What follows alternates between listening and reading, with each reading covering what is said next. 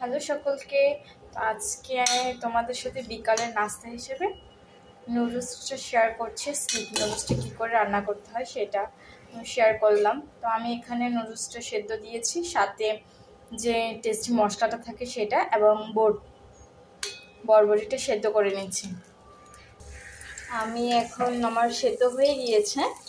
তো এই যে এখন আমি গাজর আর পেঁয়াজটা ভাজা ভাজা করে নিচ্ছি। অল্প পরিমাণে তেল দিয়েছি, বেশি তেল দিইনি।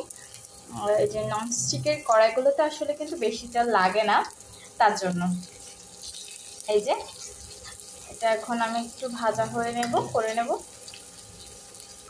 এই যে আমার মেয়ে, সেও আমার সাথে রান্না হেল্প করছে। তার একটা অবদান আছে, সে তার বাবার জন্য রান্নায় হেল্প করতে চায় সব সময়।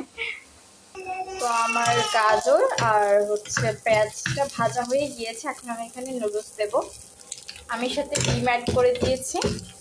ডিম অ্যাড না করলে আবার নুডলসটা ঠিক টেস্ট আসে না। ডিম তো অবশ্যই নুডলস অ্যাড করতেই হয়। আমি ডিম অ্যাড করে দিয়েছি, এবার আমি নুডলসগুলো অ্যাড করে দেবো। আমি নুডলসগুলো অ্যাড করে দিয়েছি, সাথে আমি একটু বুটের ডালটা অ্যাড করে দিচ্ছি। আমি সবসময় অ্যাড করি।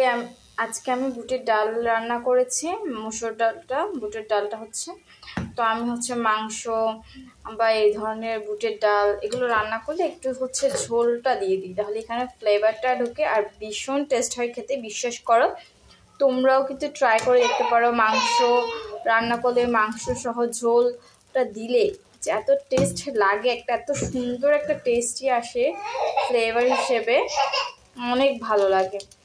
তো কেমন লেগেছে আমার ভিডিওটি সবাই অবশ্যই বলবে, কমেন্টে শেয়ার করে দেবে, কমেন্ট করবে আর সাবস্ক্রাইব করে দেবে আমার চ্যানেলটি। ধন্যবাদ সকলকে, টাটা।